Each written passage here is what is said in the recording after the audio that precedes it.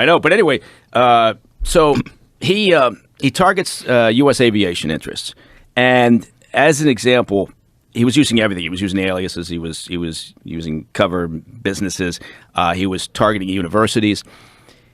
He started looking at identifying targets within U.S. aviation, and as an example, found a guy in GE Aviation, and what he would do is he would just say, look, can you come to China and make a presentation at the university about something completely innocuous, right? It's not classified by any means or whatever, but, you're so important and you're so smart. And we'd love you to come over and present to our university. We'll pay your travel and a stipend. So they do that. So he starts doing this around 2013. Around 2017, they get this one GE aviation employee to travel to China and give a presentation.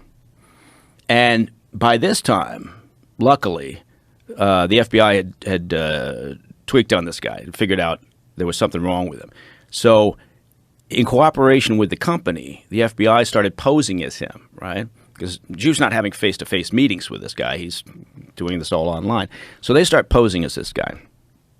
After a year of just sort of random, non-threatening contact with this aviation employee, he starts asking them for specific details, right, of their engine technology. Right? And GE's got some incredible engine technology. And so the guy, with the cooperation of the FBI, sends a document, right? And on the document, at part of it, it just says, you're not allowed to disclose this outside company. It's proprietary data.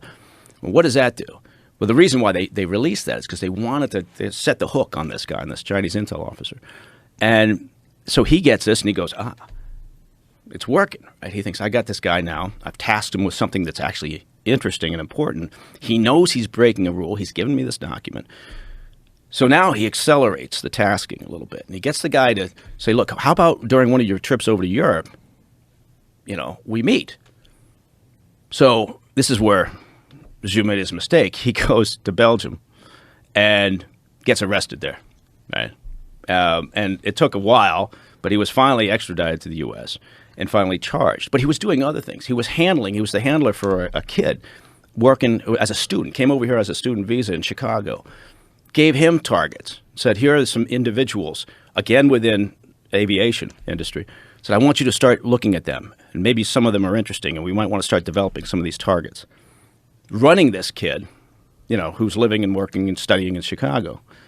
And the targets were all of Chinese or Taiwanese descent, which is typical, right? They kind of hone in on that, And so eventually that kid got wrapped up. Once we started to figure out what was going on with Zhu, then obviously started to unravel his network. But this kid was also doing the same thing, was targeting under the direction of Zhu and the Chinese intel.